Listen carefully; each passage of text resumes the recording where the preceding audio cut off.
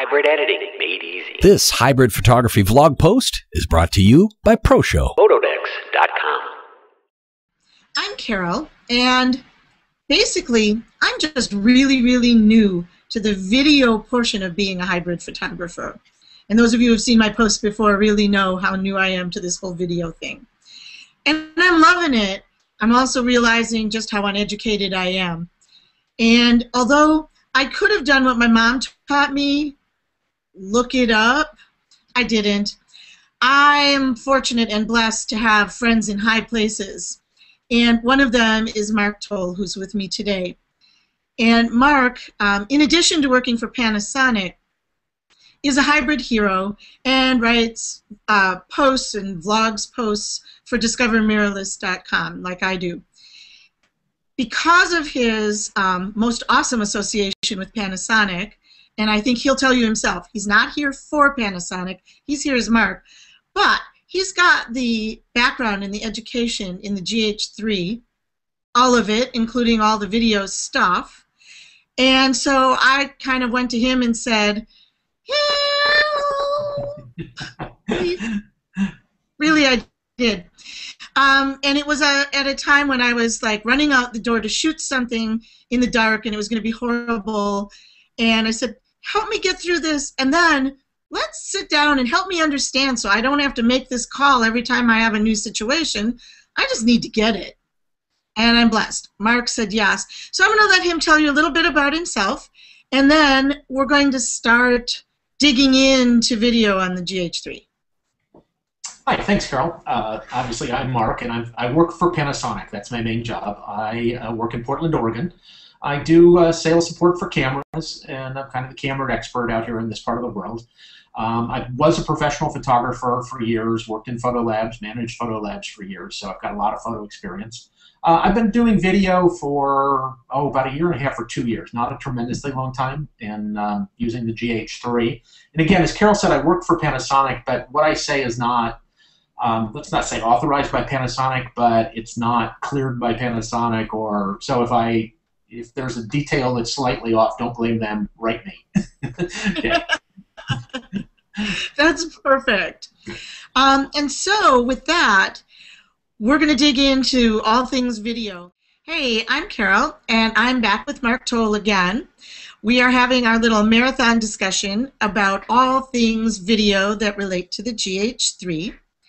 And the next topic that we're going to approach is I have questions about the two different ways to shoot video.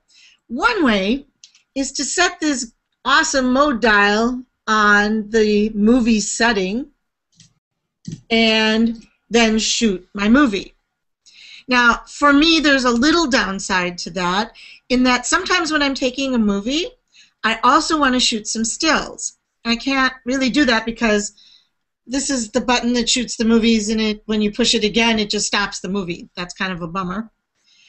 The other way is, here I am, often an aperture priority shooter for some of the sports that I do, and I'm shooting away making stills, and I want a movie, and at that moment, I approach this little red button back here.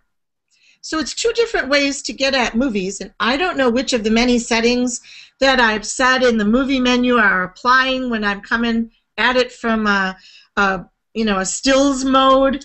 I don't know when or why it's most important to go to that movie mode, and that's where I'm going to turn it over to Mark because I really need to understand this. Good. This is a good point. Okay, so I've thought a lot about this.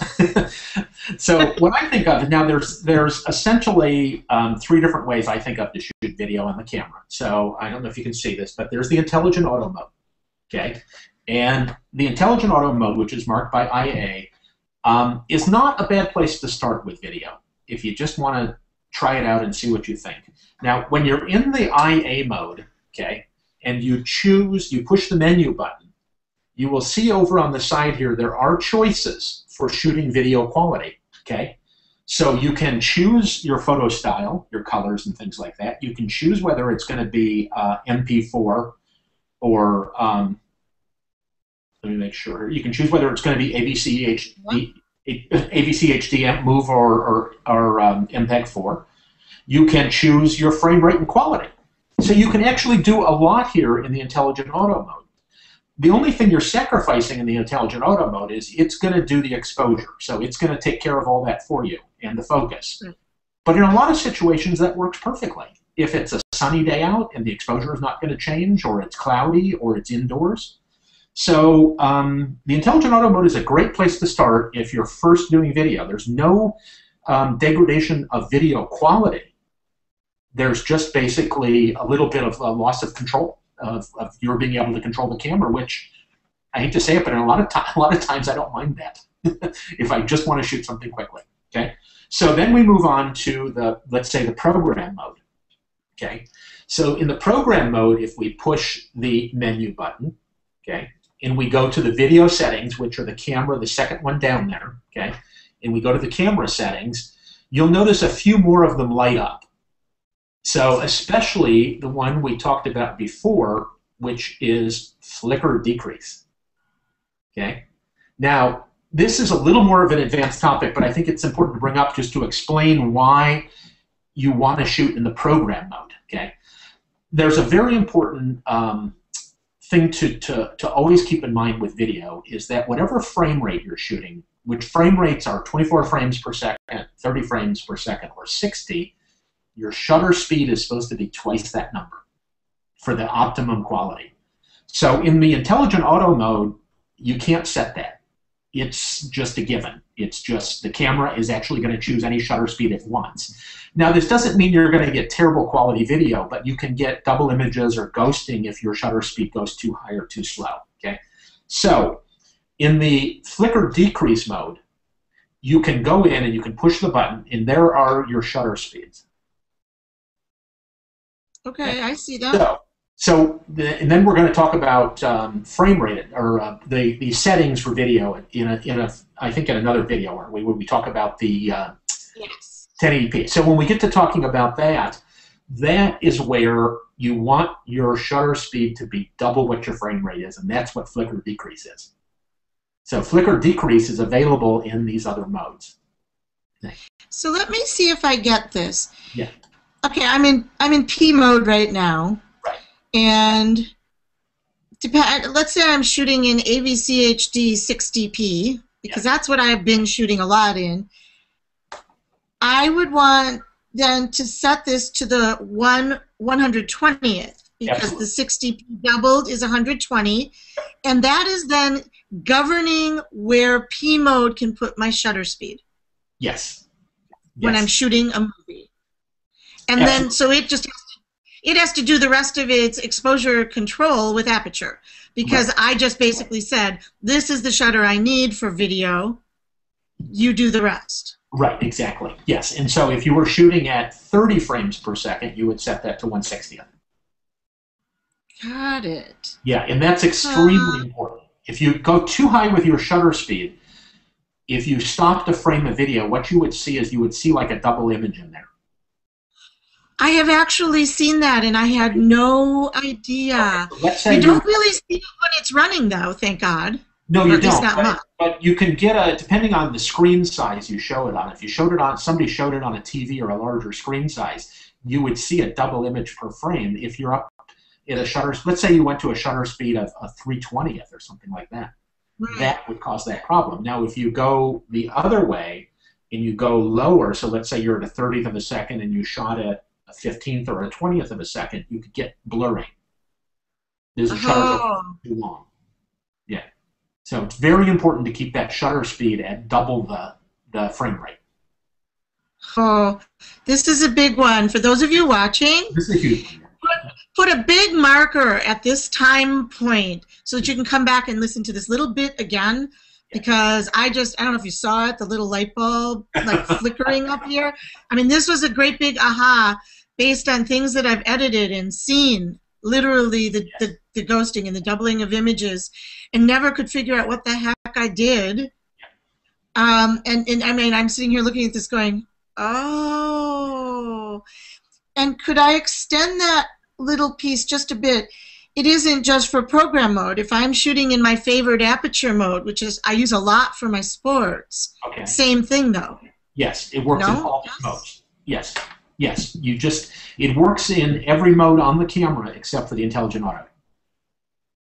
I mean, like I said, intelligent auto is meant to be that you don't have to go into a lot of different settings. You know, intelligent auto is meant, you know, the kids are doing something cute over here, push the red button. No, and that's exactly how I use it. Intelligent auto, whether I'm shooting stills or video, it's you know, I have the camera set funky for something, and there's something going on somewhere else, and I just want it. I love that. I teach that. That's what I teach all the time. That's what the intelligent auto is for. You know, a lot of photographers will come to me and they'll say it's the idiot mode. And I said, no, it's not. It's meant to be if you're shooting this thing over here and this really neat thing happens over here, turn, put it in intelligent auto, shoot the picture, shoot the video. Then when you go back to manual video, all your settings are still there. Yes. And Yes. that is so exactly it. And I mean, there's nothing wrong with taking a stroll and putting it in intelligent auto just because you're feeling lazy that day and you don't really want to do anything fancy, you just want to capture. But I love it for that immediacy of, you know, I've got everything set up for something else and then, you know, in my line of sight. Yep. Not working with those settings is something that I just want to have. Right. I can have it. I can have my cake and eat it too. And the camera is doing a lot when it's in that mode. It's not just setting the exposure. It's judging facial recognition and, you know, all this stuff, you know, face detection. Exactly. It's doing a lot of things, you know. Yeah. So let me ask one more question about this flicker decrease because, you know, not only did the light bulb go on, but it always generates more questions. Sure. I just put my dial up here into M for manual mode. Right. Now, I know I can set my shutter. Now, I don't even have 120th on there. Then I'm only at 100 or I'm at 125th. Right. If I have this set on 120th and the flicker decrease, and I'm in manual mode, set at, say, 125, because that's as close as I can get to 120, will this 120th override? Yes, it will. Yes, and I'm trying that right now. Hold on just a second. I just want to confirm because I know it did on the GH2. So I'm setting my shutter speed in the manual mode to 250. Okay. Okay. And in the flicker decrease, I'm setting it to 1/60th. Okay. Okay. Now when I push the red button on the back of the camera, it chooses a 60th.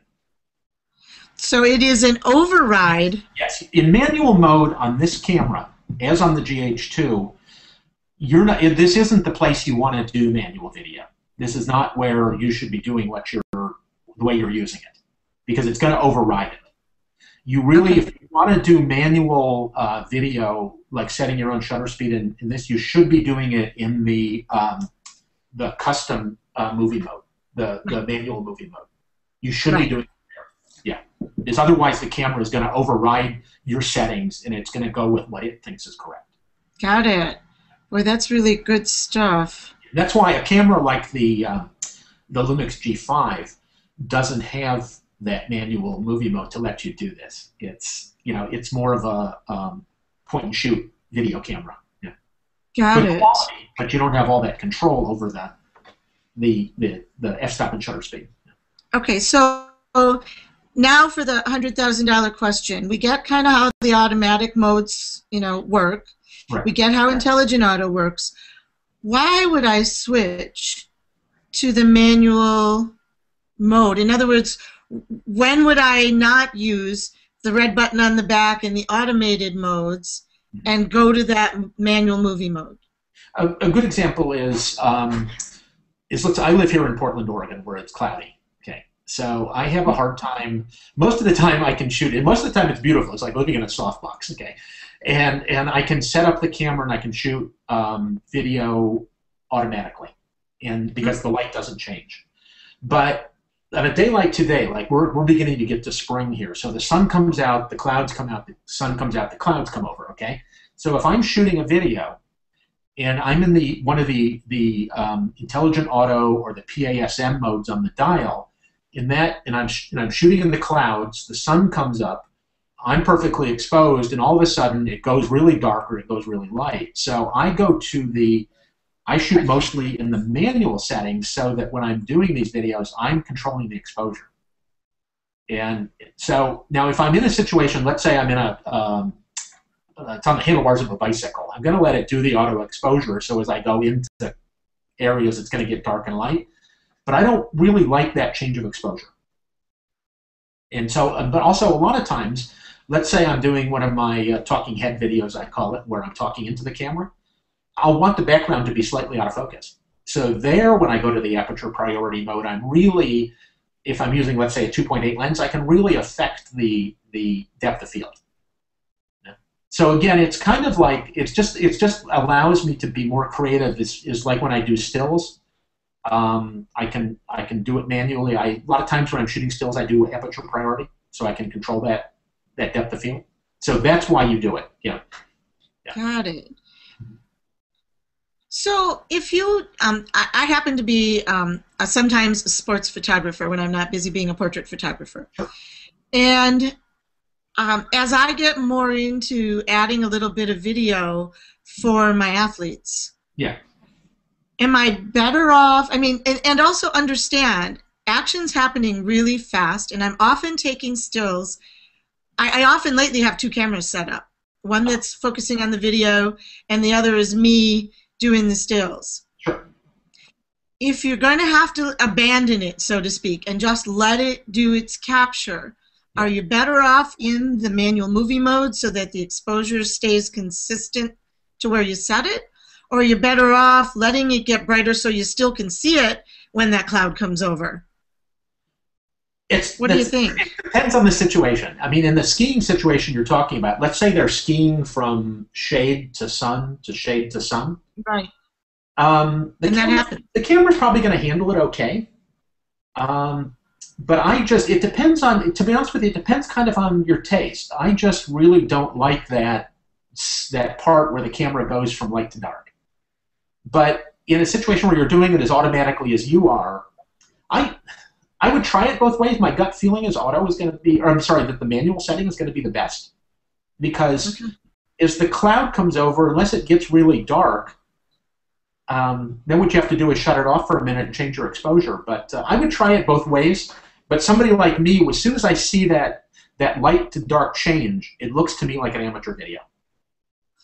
And well, my gut is probably got something else going on.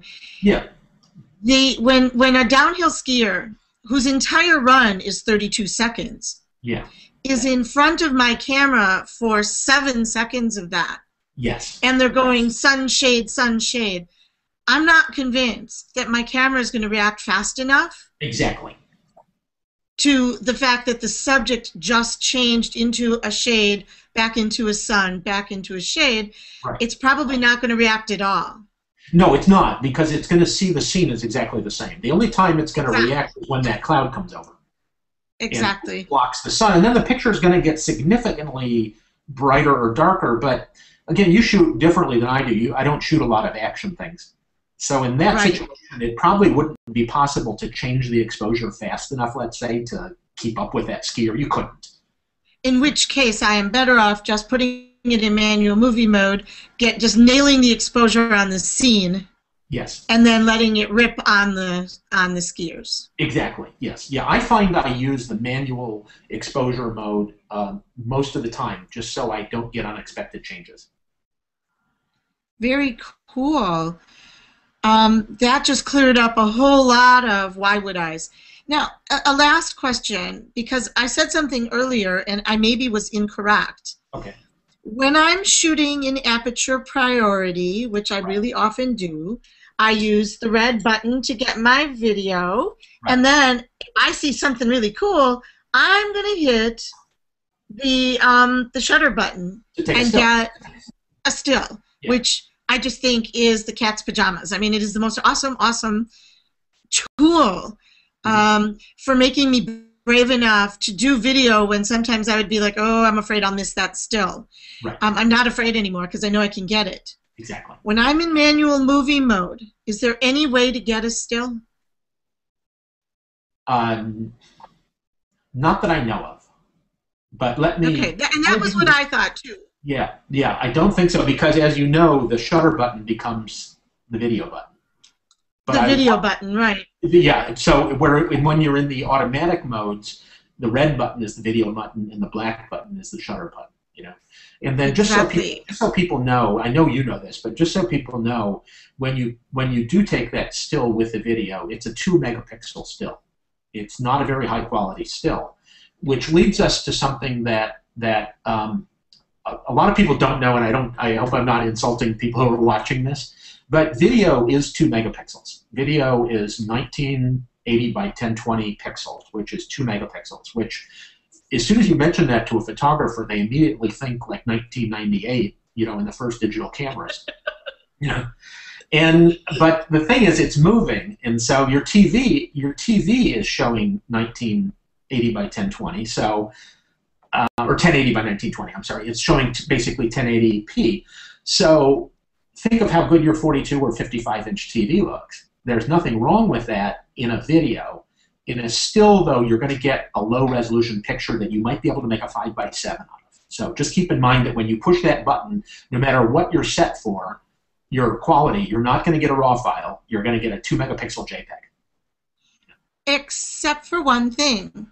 When you're in any of those modes, and then you go to the movie menu, which is the red one, that I had there, and then I touched it and messed it up. Yeah. That one.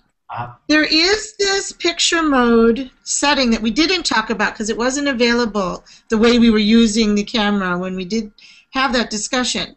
And there are 2 icons there. One says, give the movie the priority, and that's where you get the little bitty 2 megabyte still. Yeah. You can change it to the other setting, which is, the way I understand it, it's picture priority. So what that says is, while you're making that movie, if you press the shutter release, you're going to get a picture at whatever settings your still photography is set for. So you can get that big picture out, but at price. And the price is it interrupts your movie a little bit. Is that right? Yeah, I think it is, to be honest with you. I usually keep it at the 2 megapixel setting, but I think you're right, because when I changed it, you unfortunately get that pause in your video, which is great. Yeah. Yeah. So if the continuity of the video is most important, you obviously want to keep it at movie priority so that you get the small still. Yes. However, when I shoot an infant, and you're after with that infant, Mom wants to remember every little tiny micro expression that baby makes. Exactly. It may nauseate the rest of us, but it means something to her. Well, and I was a mom once too, and well, I still am, but they're all huge. And I wanted all that. Okay, so I do get what my moms want. I don't mind in a baby shoot putting it in picture priority because I'm going to take little pieces of that video anyway. Yeah. But if I see an expression that I just have to have, I want that thing, that image, able to be blown up as big as Mom wants that picture.